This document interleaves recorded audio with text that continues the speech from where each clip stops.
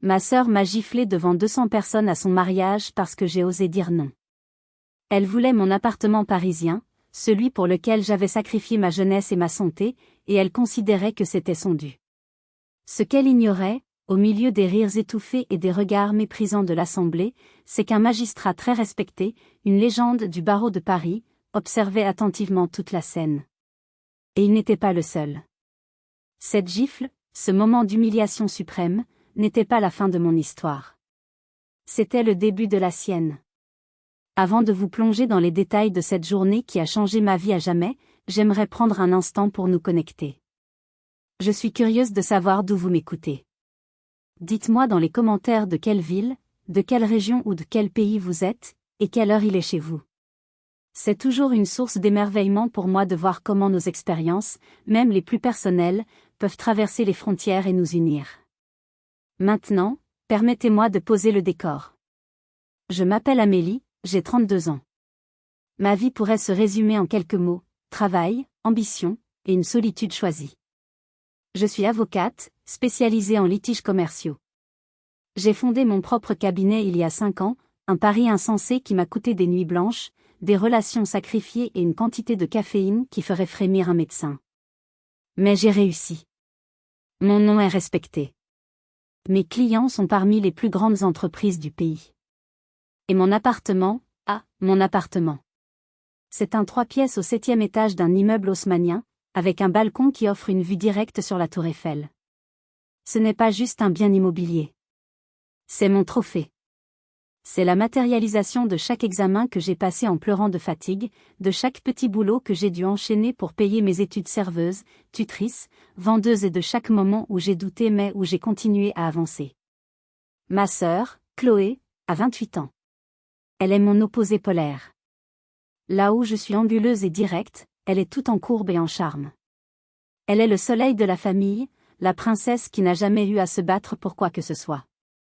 Nos parents, Jean-Pierre et Isabelle, ont toujours couvé leur petite dernière. Quand elle a abandonné ses études de commerce après 6 mois parce que c'était trop ennuyeux, ils ont applaudi son courage de suivre son cœur. Sa vie a été une succession de projets créatifs, financés par eux, et de fiancés fortunés. Pour eux, son charme était une réussite en soi. Ma réussite, tangible et chiffrable, était une source d'inquiétude. Tu travailles trop, ma chérie, répétait sans cesse ma mère. Un jour, tu te réveilleras et tu seras seule avec tes millions et tes regrets. Ce samedi-là, le soleil brillait sur le domaine de Chantilly. Un cadre idyllique pour le mariage de Chloé avec Antoine, un banquier d'affaires qu'elle avait rencontré 8 mois plus tôt. J'ajustais ma robe de soie bleu nuit, une couleur sobre, choisie pour ne pas faire de vagues, quand mon téléphone a vibré. Ma mère. Amélie, chérie, tu es en route? N'oublie pas, c'est la journée de Chloé. On ne veut pas de drame. Sa voix était douce comme du miel, mais je sentais le venin en dessous. Bonjour maman. Je suis prête. Et non, je ne prévois aucun drame. Bien. Et, tu as eu le temps de réfléchir à notre conversation? À propos de l'appartement. Ce serait un si beau geste de ta part, un cadeau qui changerait leur vie. La nausée m'a envahi. Depuis l'annonce des fiançailles, c'était devenu leur unique sujet de conversation. L'appartement d'Antoine, un studio en banlieue, était inconvenant. Mon appartement était parfait. Mon célibat était la justification de leur prédation. Maman, nous en avons déjà parlé. La réponse est non. C'est ma maison. Ta maison, ou ta forteresse, a-t-elle rétorqué, sa voix se glaçant. Tu t'y enfermes, Amélie. C'est malsain. Une famille, c'est fait pour s'entraider. Un souvenir m'a traversé l'esprit, si vif que j'ai frissonné. Il y a quelques mois, Chloé était passée me voir. J'étais en pleine préparation d'un dossier de fusion-acquisition à plusieurs milliards d'euros. Des piles de documents recouvraient ma table. Elle s'était approchée, un verre de vin rouge à la main, pour admirer la vue. Un mouvement brusque, un cri faussement désolé, et le vin s'était répandu sur les contrats, les annexes, des semaines de travail.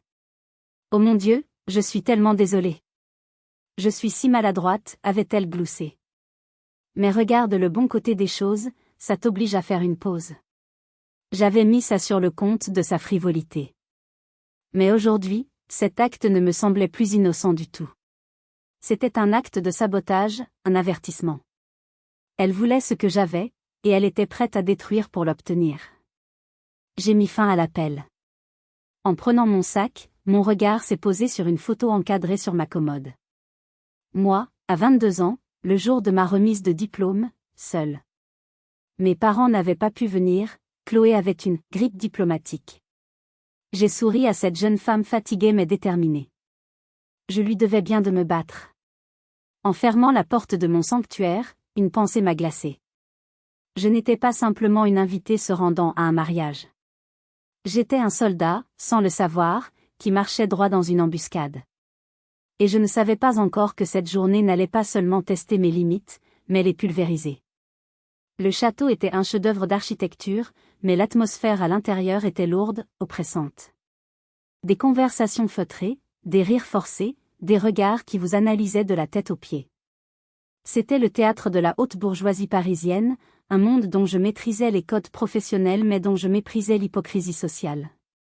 Mon père m'a intercepté près du buffet de champagne. Son smoking était parfaitement coupé, son sourire parfaitement faux. « Amélie, quelle joie de te voir. Tu es rayonnante, mais un peu pâle. Tu devrais prendre des vacances. Tout ce travail, ce n'est pas bon pour une femme. » Chaque mot était un mini-procès. Il ne me demandait jamais comment allaient mes affaires, quels défis je relevais. Il ne voyait que ce que j'étais à ses yeux, une anomalie. Une fille qui aurait dû se marier à 25 ans et lui donner des petits-enfants, pas des migraines à propos de son style de vie intense. J'ai esquivé la conversation et me suis dirigée vers les jardins. J'avais besoin d'air. Mais Chloé m'a vue. Tel un prédateur repérant sa proie, elle a quitté son cercle d'admiratrices et a fondu sur moi. Sa robe, une création extravagante de dentelle et de soie, flottait autour d'elle. Elle était l'image de la perfection et de l'innocence. Une image. Ma sœur chérie, sa voix a carillonné. Elle m'a pris par le bras, ses doigts se refermant avec une force surprenante, et m'a entraîné derrière une haie de buis taillé. Loin des regards. Son masque est tombé instantanément. « Bon, on va faire vite », a-t-elle dit, son ton devenant sec et impatient. J'ai vu que maman t'a appelé. Alors, tu arrêtes ton caprice? Tu signes les papiers quand? Antoine et moi, on aimerait t'emménager le mois prochain. J'étais sidérée par son arrogance. Un caprice? Chloé, c'est ma maison. C'est le fruit de mon travail. La réponse est non, et elle le restera. Elle a eu un petit rire méprisant. Le fruit de ton travail. Tu es tellement prévisible. Toujours la petite martyre qui a tout fait toute seule. Tu sais, cette attitude ne te rend pas intéressante, elle te rend juste amère. Elle s'est rapprochée, son visage à quelques centimètres du mien. Ses yeux verts, que tout le monde trouvait si beaux, brillaient d'une lueur froide. Tu es têtu. Ça me rappelle quelqu'un. Tu te souviens de Marc? Le nom a fait l'effet d'un coup de poing dans l'estomac. Marc. Mon premier amour. Le seul homme pour qui j'avais envisagé de ralentir, de changer mes plans. Notre rupture avait été un cataclysme dans ma vie d'étudiante. Il m'avait quitté du jour au lendemain, sans véritable explication, me laissant avec un sentiment de confusion et d'indignité qui a mis des années à guérir. « Qu'est-ce que tu lui veux ?» ai-je demandé, ma voix un fil. Son sourire était venimeux. « Tu n'as jamais su la vérité, n'est-ce pas ? Je te l'ai dit, il pensait que tu le trompais. » Il était dévasté. C'était un mensonge. Je ne lui ai jamais été infidèle. Oh, je le sais parfaitement, a-t-elle admis avec une légèreté glaçante. C'est moi qui ai tout inventé. Je suis allée le voir. J'ai pleuré. Je lui ai dit que je t'avais surprise avec un autre, un type de ton groupe d'études. Je lui ai dit que tu étais une arriviste, que tu te servais de lui et que tu le jetterais dès qu'il ne serait plus utile à ta carrière. J'ai été très convaincante. J'ai senti le sang quitter mon visage. Je la fixais, essayant de comprendre l'énormité de ce qu'elle venait d'avouer. Pourquoi, ai-je réussi à articuler? Pourquoi ferais-tu une chose pareille? Elle a haussé les épaules comme si c'était une évidence. Parce que tu devenais faible. Tu parlais de prendre une année sabbatique pour voyager avec lui. Tu perdais de vue tes objectifs. Il te distrayait. Je t'ai rendu service, en quelque sorte. Grâce à moi, tu t'es replongé dans tes études et regarde où tu es aujourd'hui. Tu devrais presque me remercier. Dites-moi dans les commentaires, honnêtement, qu'auriez-vous fait à ma place? Face à une cruauté si profonde, si calculée, de la part de votre propre sœur, quelle aurait été votre réaction? Je n'ai pas pu répondre. La douleur était si intense, si ancienne, qu'elle m'a submergée. Ce n'était pas un simple sabotage. C'était une vivisection de mon âme, pratiquée par ma propre sœur, qui me regardait maintenant avec un air de défi. Elle ne regrettait rien. Elle utilisait cette blessure béante comme une arme pour me faire céder. Elle me montrait jusqu'où elle était prête à aller. Elle m'avait déjà pris mon premier amour, prendre ma maison n'était, pour elle, qu'une suite logique. Le visage souriant de ma sœur est devenu le visage d'un monstre. À cet instant, j'ai compris que la bataille pour mon appartement n'était pas une question d'espace ou d'argent. C'était une guerre existentielle qu'elle menait contre moi depuis toujours. Et elle était déterminée à la gagner, quel qu'en soit le prix. Je titubais en sortant de derrière la haie de buis, comme si je venais de recevoir un coup physique.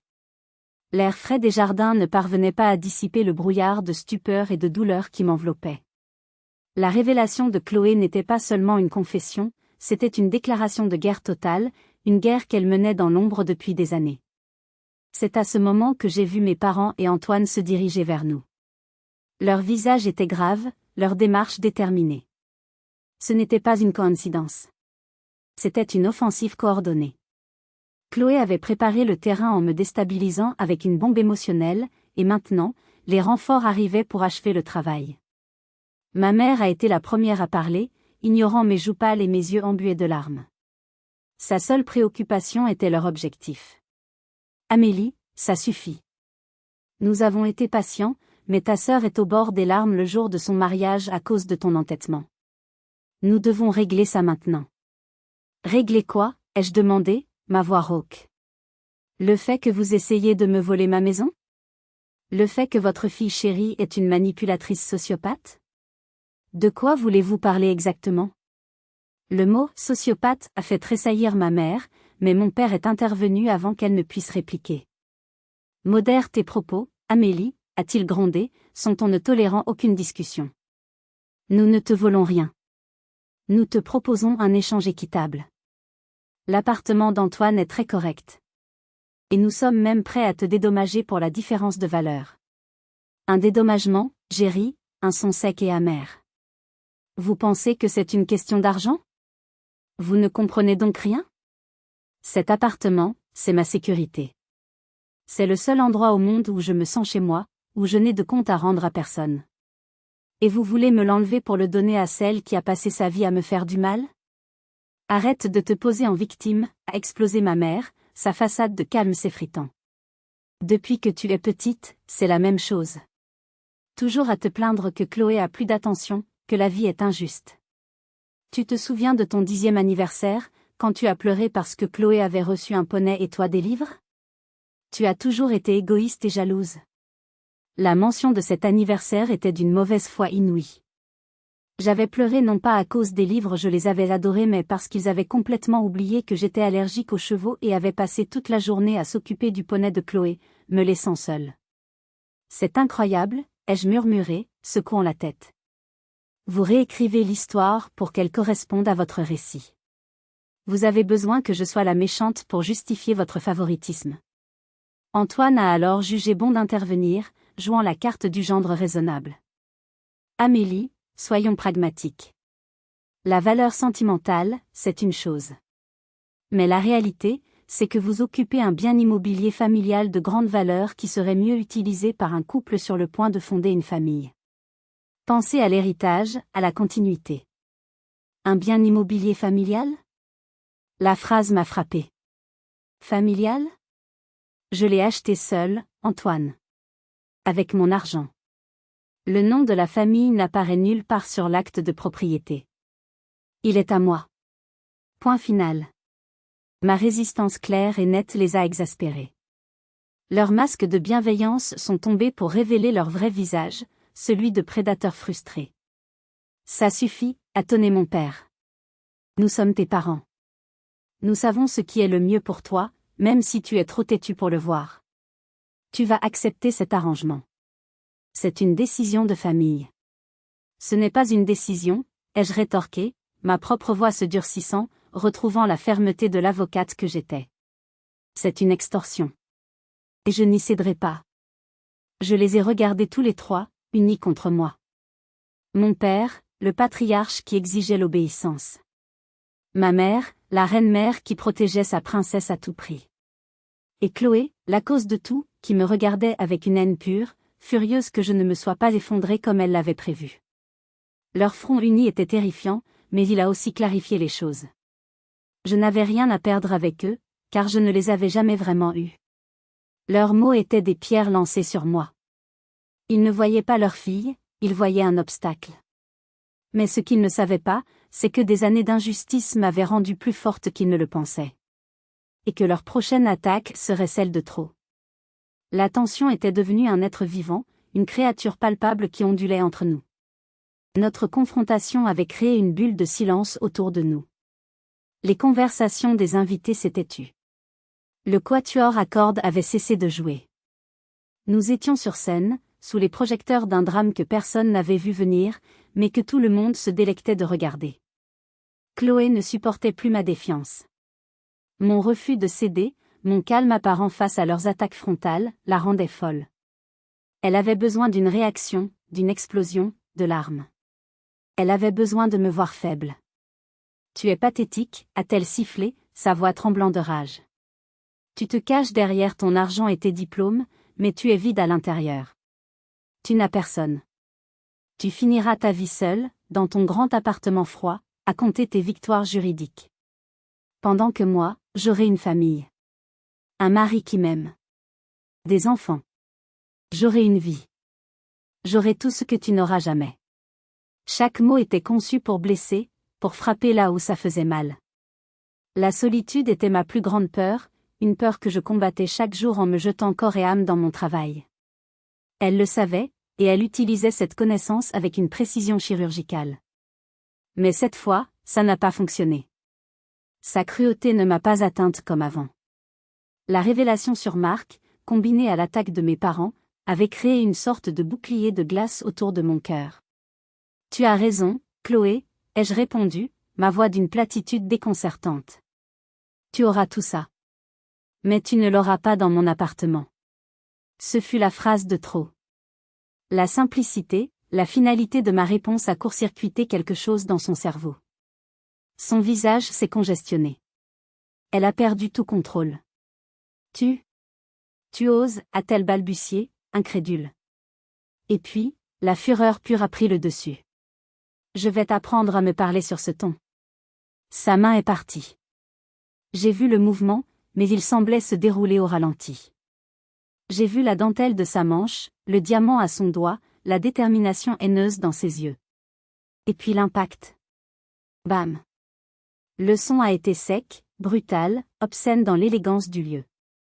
Il a résonné sous les hauts plafonds, un écho sordide qui a mis fin à tous les murmures. Ma tête a basculé sur le côté. Une douleur fulgurante a irradié ma joue, suivie d'une chaleur intense. Le goût du sang a envahi ma bouche. Un silence total. Un silence de mort. Pas un bruit, pas un souffle. Juste 200 paires d'yeux fixés sur moi. J'ai lentement relevé la tête. Le monde était légèrement flou. Le son était étouffé, comme si j'avais du coton dans les oreilles. Et c'est là que je l'ai entendu. Un ricanement. Un seul, aigu, venant d'une des amies de Chloé. Il a brisé le silence, et c'était comme ouvrir les vannes. D'autres rires ont suivi. Pas des rires francs, mais des gloussements gênés, des sourires en coin, des chuchotements amusés. J'ai regardé les visages dans la foule. L'avocat d'affaires que j'avais affronté au tribunal. La femme d'un de mes clients. Des piliers de la société parisienne. Et ils riaient. Ils se divertissaient de mon humiliation. J'étais leur spectacle du soir. Mon regard a cherché désespérément mes parents. Mon père se tenait là, impassible, le visage dur comme la pierre. Ma mère, elle, a fait quelque chose que je n'oublierai jamais. Elle a posé une main sur le bras de Chloé, non pas pour la retenir, mais pour la réconforter. Un geste qui disait « C'est bon, ma chérie ». Il le fallait. Un geste qui validait l'agression. Un geste qui me condamnait. À cet instant, quelque chose en moi s'est brisé. Pas ma force, ni ma détermination. Non. C'est le dernier fil d'espoir que j'entretenais, l'idée folle qu'un jour, il me verrait, qu'il m'aimerait pour ce que j'étais. Ce fil a cassé net. Et dans le vide laissé par cette rupture, une nouvelle résolution est née. Froide, dure, et absolument implacable. Ils venaient de commettre la plus grosse erreur de leur vie. La douleur sur ma joue n'était rien comparée à la douleur dans mon cœur. Ils pensaient m'avoir brisé. Ils pensaient avoir gagné. Ils se trompaient lourdement. C'est à ce moment précis, sous le poids de 200 regards et au son des rires, que la tristesse en moi est morte. Elle a laissé place à quelque chose de froid, de dur et d'incassable. C'est à ce moment précis que j'ai décidé de contre-attaquer. Le monde est revenu à la normale. Le son est redevenu clair, l'image nette. Ma joue me lançait, mais mon esprit était d'une lucidité terrifiante. Je n'ai pas touché mon visage. Je n'ai pas laissé une seule larme couler. J'ai absorbé leur haine, leur mépris, leur amusement, et je les transformais en carburant. Chloé me regardait, haletante, le choc de son propre acte se mêlant à une lueur de triomphe sauvage. Elle s'attendait à ce que je m'effondre, que je m'enfuis en larmes, lui laissant le champ de bataille. C'est ce que j'aurais fait avant. Mais l'Amélie d'avant venait de mourir, ici, sur le sol en marbre de ce château ridicule. J'ai fait une chose simple. J'ai redressé le dos. J'ai relevé le menton. Et j'ai soutenu son regard, sans ciller. Mon absence de réaction l'a déconcerté.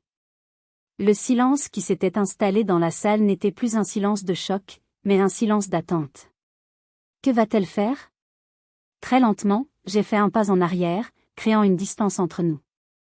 J'ai posé la coupe de champagne que je tenais encore sur le plateau d'un serveur pétrifié. Mes mains ne tremblaient plus. Puis, avec un calme qui semblait venir d'un autre monde, j'ai ouvert mon sac à main et j'ai sorti mon smartphone. L'écran s'est allumé, projetant une lumière froide sur mon visage. « Qu'est-ce que tu fabriques ?» a demandé mon père, sa voix un grognement bas. « Ce n'est pas le moment de jouer avec ton téléphone. » Ma mère a renchéri, sa voix stridente perçant le silence. « Amélie, range ça. Tu es en train de créer une scène grotesque. » J'ai levé les yeux de mon écran, juste une seconde, pour leur adresser un sourire glacial. Oh, mais la scène a déjà été créée. Je ne fais que la documenter. Pour la postérité. J'ai commencé à taper. Mes pouces bougeaient avec une vitesse et une précision que seule la fureur peut donner. Je n'écrivais pas un simple message. Je rédigeais un acte d'accusation. Une déclaration de guerre numérique. Les murmures ont repris dans l'assemblée. Ils ne comprenaient pas. Ma réaction défiait toutes leurs attentes. Une femme giflée et humiliée publiquement était censée être une victime passive. Je n'étais pas passive. J'étais activement en train de reprendre le contrôle. Chloé, dans un dernier sursaut d'arrogance, a tenté de m'arrêter. « Arrête ça tout de suite. Donne-moi ce téléphone. » Elle s'est jetée en avant, sa main manucurée essayant d'agripper l'objet. Mais j'étais prête. J'ai pivoté sur mes talons, la mettant hors de portée, et mon pouce a appuyé fermement sur la touche « Envoyer ». Un léger « swoosh » a confirmé que le message était parti. Mission accomplie. Trop tard, ai-je dit doucement. Qu'est-ce que tu as fait, a-t-elle répété, la panique commençant à poindre dans sa voix. J'ai verrouillé mon téléphone et je l'ai rangé dans mon sac. Puis j'ai fait face à ma famille. Le tribunal était maintenant en session, et j'étais à la fois le procureur, le juge et le jury. Je viens d'informer quelques personnes de la tournure des événements, ai-je expliqué, ma voix claire et posée, portant dans toute la salle. J'ai un groupe de discussion sur WhatsApp. Très pratique. Il s'appelle Veille juridique et stratégie. Dedans, il y a une 50aine de personnes. Des associés de J.D. Bredin-Pratt, des avocats fiscalistes, des spécialistes du droit des sociétés. Il y a aussi 2 ou 3 journalistes du Monde et des Échos. Et quelques-uns de mes plus gros clients, des PDG qui apprécient la transparence. Des gens, en somme, pour qui la réputation et l'intégrité sont des monnaies d'échange. J'ai marqué une pause, laissant le poids de mes paroles s'installer. Les noms des cabinets d'avocats et des journaux ont eu l'effet escompté. Plusieurs invités ont échangé des regards inquiets. Je leur ai fait un résumé, ai-je poursuivi. L'exigence familiale concernant ma propriété. Les menaces à peine voilées. Le chantage émotionnel. Et bien sûr, le bouquet final, l'agression physique, ici, au château de Chantilly, devant 200 témoins. J'ai été très précise sur les citations. Je pense que « les enfants égoïstes ne méritent pas le succès » aura un certain écho. Le visage de ma mère est devenu livide. Mon père avait l'air de vouloir me tuer. Il réalisait, trop tard, qu'il ne s'était pas attaqué à leur fille faible et solitaire. Il s'était attaqué à maître Amélie Dubois, et elle avait amené tout son arsenal sur le champ de bataille. Le visage de ma sœur est passé du triomphe à la terreur. Mon père a serré les poings. Il pensait que c'était fini, que le public avait choisi son camp. Mais je n'avais même pas encore révélé ma meilleure carte. Mon téléphone, bien que rangé dans mon sac, a commencé à vibrer. Une notification. Puis 2, puis 10. C'était le son de mon monde qui se ralliait à ma cause. Le son de leur monde qui commençait à trembler sur ses fondations. Efface ce message, Amélie. C'est un ordre, a dit mon père, essayant de reprendre le contrôle avec le ton autoritaire qui avait fonctionné toute ma vie. Mais il ne fonctionnait plus. Je ne reçois plus d'ordre de toi, papa, ai-je répondu calmement. Et de toute façon, c'est impossible. L'information est libre, tu sais. Elle a déjà été copiée, transférée, discutée. À l'heure qu'il est, cette histoire est probablement en train d'être débriefée dans des dîners en ville auxquels vous ne serez plus jamais invité. Antoine, le marié fantôme, a surgi de l'ombre, son visage déformé par la panique. Son mariage, son alliance avec une famille qu'il pensait respectable, tout partait en fumée. Amélie, je t'en prie, a-t-il supplié, il doit y avoir un moyen de calmer les choses. Dis-leur que c'était une mauvaise blague, une dispute qui a mal tourné. Nous présenterons nos excuses. Je lui ai lancé un regard qui mêlait pitié et dégoût. Des excuses ? Vous pensez que des excuses peuvent effacer ça ? Antoine, tu t'es marié avec une femme qui a giflé sa sœur en public pour un appartement. Tu es cautionné par des beaux-parents qui ont regardé sans rien dire. Ce n'est pas une dispute qui a mal tourné. C'est votre vrai visage. Et tout le monde est en train de le voir. J'ai laissé mon regard errer dans la salle, s'arrêtant sur une table près de l'orchestre. D'ailleurs, vous devriez faire attention à qui vous invitez à vos fêtes de famille. Il y a des gens très observateurs. Tous les regards, y compris ceux de mes parents, ont suivi le mien. Vous voyez ce monsieur aux cheveux argentés, là-bas ? Celui qui porte une légion d'honneur à sa boutonnière ? Le silence était total. L'homme en question les regardait, son visage une étude de désapprobation glaciale. C'est monsieur Bernard Dubois. Ancien premier président de la Cour de cassation. Il est à la retraite, mais il siège encore à plusieurs comités d'éthique. C'est une boussole morale pour toute la profession juridique et financière de ce pays. Il se trouve qu'il est le grand-oncle d'un de mes premiers associés. Il me connaît depuis que je suis stagiaire. Il a suivi ma carrière. Et il a vu Chloé me frapper. Il a vu mes parents la soutenir. Il a entendu les rires. J'ai sorti mon téléphone et lu le premier message que j'avais reçu. Il m'a écrit il y a 3 minutes. Je cite, « Chère Amélie, je suis profondément choqué et attristé. Un tel comportement est indigne. Sachez que si vous décidez de porter plainte, mon témoignage vous est acquis. Ne vous laissez pas intimider. » Le mot « plainte » a eu l'effet d'une bombe atomique. Chloé a émis un petit son étranglé. L'idée de se retrouver face à la justice, avec un témoin comme Dubois, était un scénario catastrophe qu'elle n'avait jamais envisagé. Et ce n'est pas tout, ai-je continué, implacable. Mon doigt a glissé sur l'écran. La femme à sa gauche, c'est Hélène Leroy, journaliste d'investigation pour Le Point. Elle devait faire mon portrait le mois prochain. Le titre de travail était « Les nouvelles Amazones du barreau ». Elle vient de me proposer un nouveau titre, « Famille toxique, le plafond de verre est parfois à la maison ». Elle dit que mon histoire est bien plus puissante. Qu'en pensez-vous? C'est un bon angle, non? Le piège s'était refermé. Je n'avais même pas eu besoin d'élever la voix. J'avais simplement utilisé mes armes, la vérité, la loi, et le réseau que j'avais passé des années à construire, non pas par calcul, mais par un travail acharné et un respect mutuel. Ma mère a finalement craqué. Arrête, Amélie. Je t'en supplie. Tu es en train de nous détruire. Non, maman, ai-je corrigé.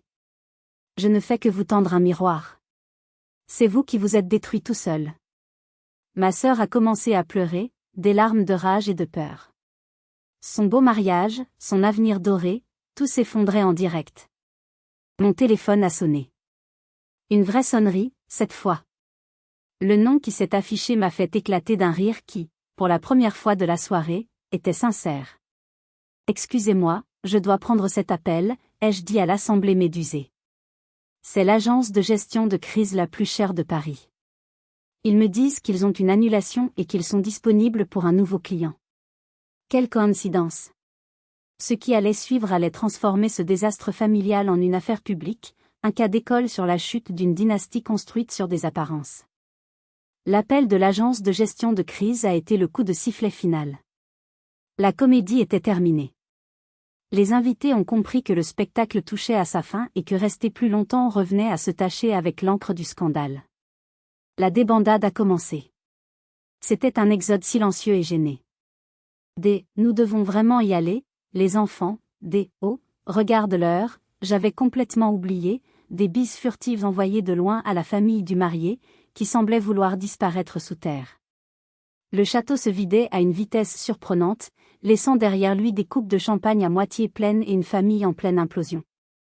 Chloé était passée des pleurs de peur aux sanglots hystériques. Son magnifique maquillage n'était plus qu'un souvenir, remplacé par des rivières noires de mascara. Sa robe de princesse semblait maintenant être un déguisement grotesque pour une tragédie. « Regarde ce que tu as fait », a-t-elle hurlé à travers ses larmes, s'adressant à moi.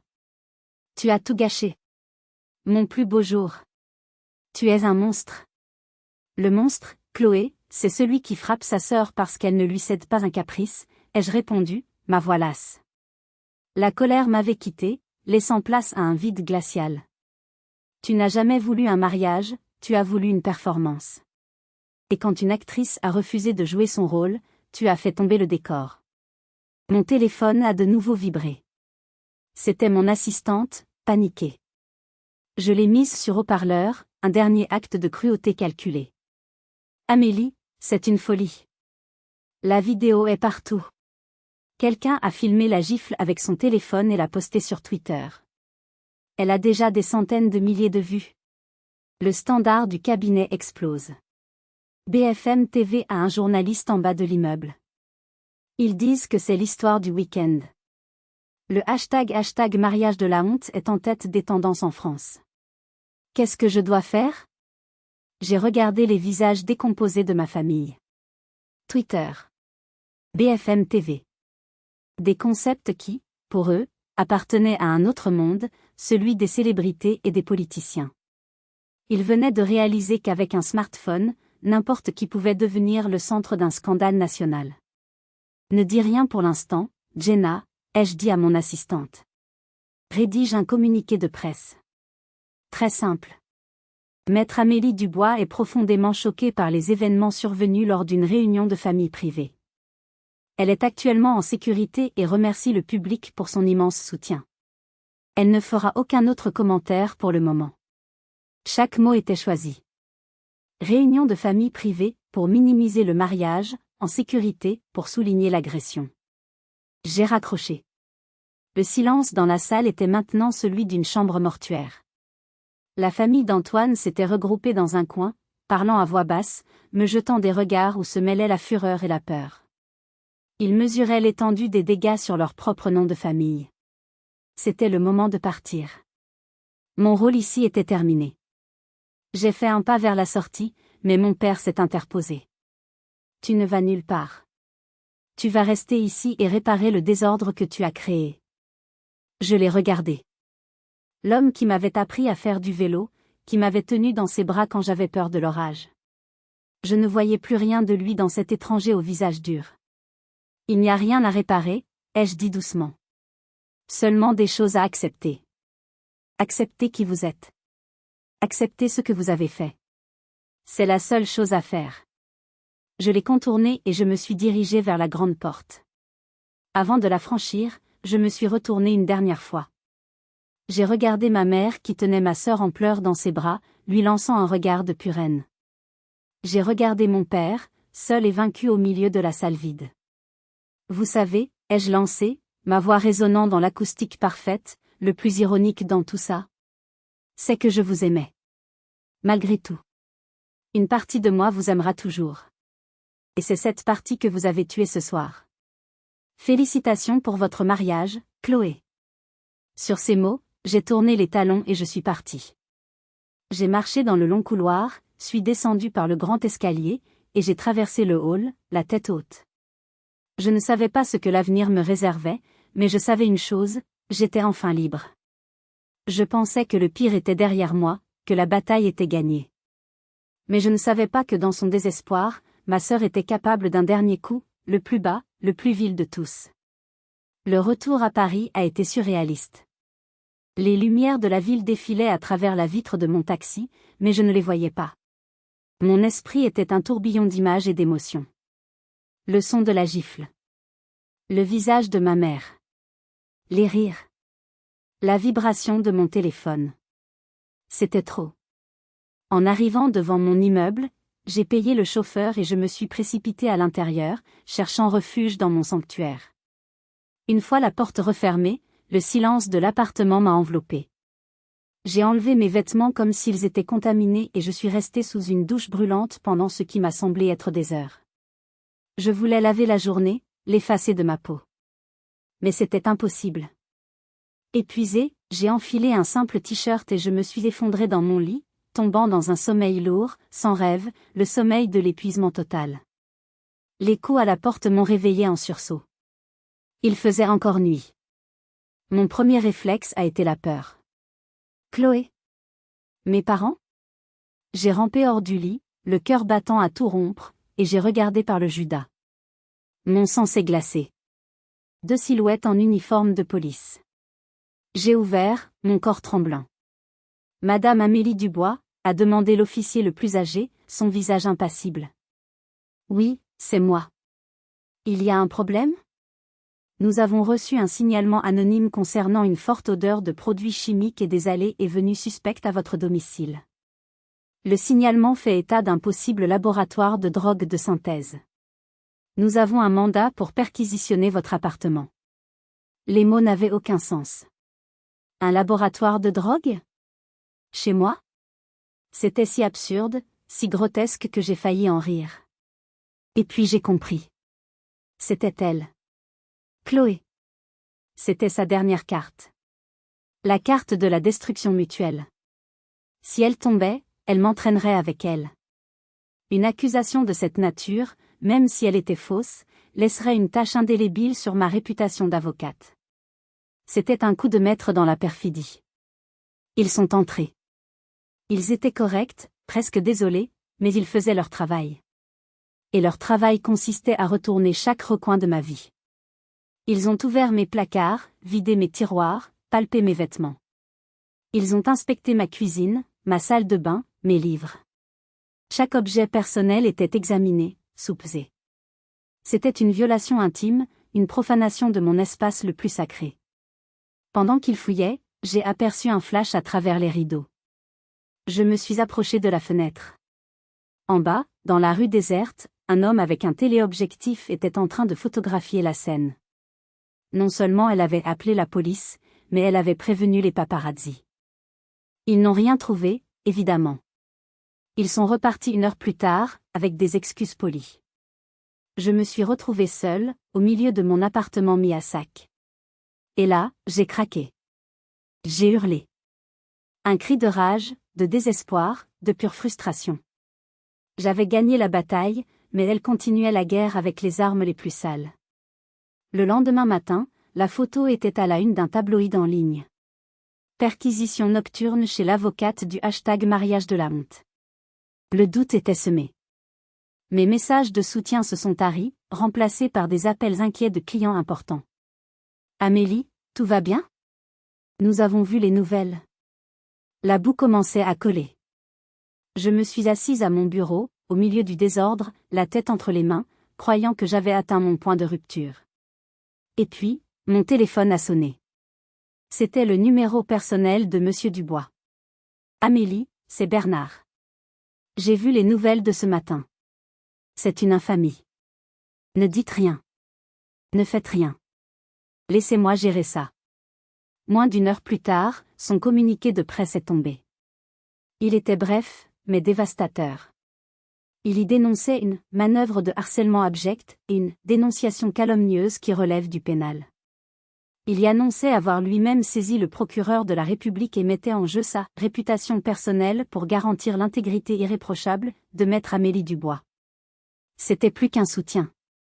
C'était une déclaration de guerre nucléaire de la part d'une des figures les plus respectées de France. Le vent a tourné de façon spectaculaire. Les médias, qui commençaient à me dépeindre comme une femme à problème, ont fait volte-face et ont commencé à parler de l'acharnement d'une famille toxique. Le piège de Chloé s'était refermé violemment sur elle. L'enquête pour dénonciation calomnieuse allait inévitablement remonter jusqu'à elle. Elle n'avait pas seulement ruiné sa réputation, elle risquait maintenant des poursuites pénales. Le soutien que j'ai reçu après ça a été colossal. J'étais devenu un symbole. Le symbole que, même face à la plus vile des trahisons, la vérité et l'intégrité pouvaient encore gagner. Mais les conséquences de cette guerre totale allaient bien au-delà de ce que j'aurais pu imaginer. Le temps a une façon étrange de régler les comptes. 6 mois après le mariage de la honte, la poussière était retombée, mais le paysage qu'elle a révélé était radicalement différent. Les ondes de choc de cette seule journée avaient redessiné nos vies de manière irréversible. Ma vie a pris un tournant que je n'aurais jamais anticipé. Le scandale, une fois l'infâme accusation de drogue écartée par le soutien de Monsieur Dubois, a cimenté ma réputation. Je n'étais plus seulement une bonne avocate, j'étais devenue une combattante, une survivante. Mon cabinet a explosé. J'ai dû embaucher 3 nouveaux collaborateurs pour gérer l'afflux de dossiers. Des femmes, surtout, venaient me voir. Des femmes piégées dans des divorces abusifs, des femmes dont les partenaires commerciaux tentaient de les spolier, des femmes qui, comme moi, avaient décidé de dire « ça suffit ». J'ai trouvé une nouvelle vocation dans mon métier. Chaque dossier était plus qu'un contrat, c'était une cause. Je suis devenu un visage connu, invité sur les plateaux de télévision pour parler de résilience, de justice et de la lutte contre le harcèlement. Ma douleur était devenue ma force, et ma force, je la mettais au service des autres. Pendant ce temps, l'empire de ma famille s'est effondré dans un silence assourdissant. Chloé a été la plus durement touchée. L'enquête pour dénonciation calomnieuse a rapidement mené à elle. Face aux preuves accablantes, elle a été mise en examen. L'affaire n'est pas encore passée en jugement, mais le mal était fait. Son nom était devenu synonyme de trahison et de bassesse. Aucune agence de relations publiques ne voulait plus d'elle. Ses amis de la haute société l'ont abandonnée comme une pestiférée. Antoine a demandé le divorce 1 mois après le mariage, invoquant une faute grave. Le contrat de mariage, très avantageux pour Chloé, a été contesté. Il a fui Paris et travaille maintenant à Singapour, loin du scandale qui a failli coûter sa carrière à lui aussi. Chloé, sans mari, sans emploi, et avec des frais de justice colossaux, a dû vendre tous ses articles de luxe. Elle est retournée vivre dans sa chambre d'adolescente, chez nos parents. La princesse était retournée dans sa tour, mais cette fois, c'était une prison. Mon père a payé le prix de sa complicité passive. Son entreprise de conseil, qui reposait entièrement sur son réseau et sa réputation, a perdu client après client. Personne ne voulait confier ses stratégies à un homme qui avait publiquement cautionné la violence et l'injustice au sein de sa propre famille. Il a dû vendre sa société pour une fraction de sa valeur, partant à la retraite dans l'amertume et le déshonneur. Ma mère a été celle qui a le plus souffert de l'isolement social. Elle qui vivait pour les déjeuners mondains, les comités de charité et les vernissages, s'est retrouvée seule. Les invitations se sont taries. Les appels ne venaient plus. Elle était devenue un fantôme dans le monde qui avait été toute sa raison de vivre. Un soir, j'ai reçu un appel d'un numéro masqué. C'était Chloé. Sa voix était méconnaissable, vide de toute arrogance. Amélie. J'ai attendu. Je voulais juste. Je sais que c'est trop tard. Mais je suis désolée. Pour tout. Pour Marc. Pour la gifle. Pour la police. J'étais tellement jalouse. Toute ma vie. Tu avais ce feu en toi. Cette force. Et peu importe ce que je faisais, je me sentais toujours faible à côté de toi. Je suis désolée. C'était la première fois de ma vie que je l'entendais prononcer des excuses qui semblaient sincères. Mais c'était trop peu, et bien trop tard. Je l'entends, Chloé, ai-je répondu, ma voix neutre. Mais la désolation ne répare pas les vies brisées. La tienne, et une partie de la mienne. Tu dois vivre avec ce que tu as fait maintenant. C'est ça, devenir adulte. J'ai raccroché avant qu'elle ne puisse répondre. Il n'y avait plus rien à dire. Je n'ai jamais repris contact. J'avais gagné. J'avais survécu. J'avais ma maison, ma carrière florissante, et une paix que je n'avais jamais connue. Mais alors que je contemplais la vue de Paris depuis mon balcon, une question persistait. Avais-je vraiment gagné? Où étions-nous tous, à notre manière, les perdants de cette guerre insensée? Il me restait une dernière chose à comprendre. Les mois se sont transformés en une année, puis deux. La paix s'est installée dans ma vie, une paix profonde, durable. L'absence de drame familial était comme un baume sur des cicatrices anciennes. Mon appartement, autrefois l'épicentre d'un conflit, est devenu ce qu'il aurait toujours dû être, un havre. Il n'était plus seulement le symbole de ma réussite, mais un lieu de vie, de joie, de communauté. Les dîners avec les amis que j'avais trop longtemps négligés, les week-ends passés à lire au soleil sur mon balcon, les soirées tranquilles à simplement écouter de la musique en regardant la ville s'illuminer. J'apprenais à vivre, pas seulement à survivre. Un après-midi, en triant de vieux papiers, je suis retombée sur mes notes de première année de droit. J'ai revu la jeune femme que j'étais, pleine de rêves mais aussi terrifiée par l'échec, se sentant comme une imposture dans un monde qui ne semblait pas fait pour elle. Et j'ai eu une révélation. La véritable conclusion de mon histoire ne pouvait pas être la destruction de ma famille. Ce serait une victoire amère. La véritable conclusion devait être une création. J'ai contacté le doyen de mon ancienne université, une femme formidable qui m'avait soutenue à mes débuts.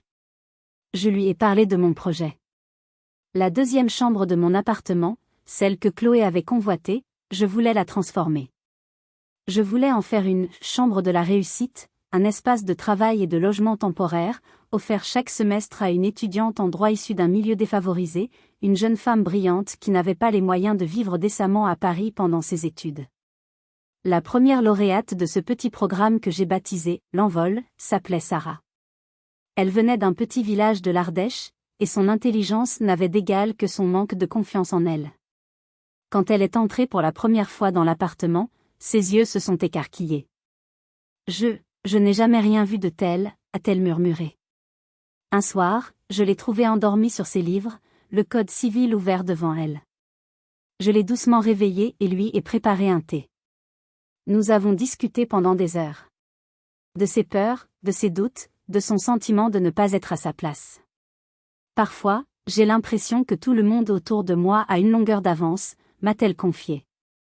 Ils ont les noms, les réseaux, la confiance. La confiance, ça se construit, lui ai-je répondu. Et les réseaux, ça se crée. Regarde-moi. Je suis partie de moins que rien. Ma seule longueur d'avance, c'était ma rage de réussir. Transforme ta peur en carburant.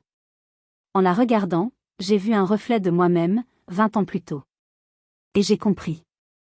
Ma véritable vengeance, ce n'était pas le silence de ma famille, ni leur chute. C'était elle. C'était Sarah.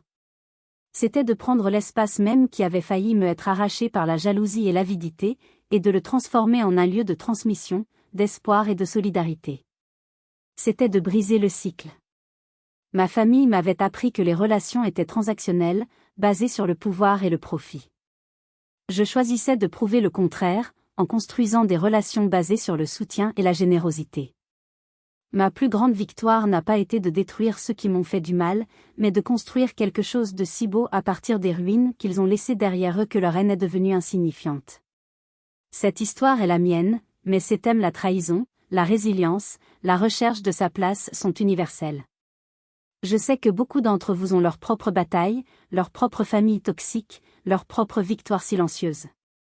C'est pourquoi je vous invite à partager un fragment de votre expérience dans les commentaires. Pas besoin de donner tous les détails, mais juste un mot, une phrase sur un moment où vous avez dû vous battre pour votre dignité, ou un moment où vous avez trouvé la force de transformer une blessure en quelque chose de positif. Vos histoires comptent. Elles nous rappellent que nous ne sommes jamais vraiment seuls. Merci de m'avoir accompagné dans ce voyage. Si cette histoire a résonné en vous, un petit like est toujours apprécié, et n'oubliez pas de vous abonner pour d'autres récits sur la complexité des relations humaines. Prenez soin de vous, soyez forts, et n'oubliez jamais de construire, même et surtout quand d'autres tentent de détruire.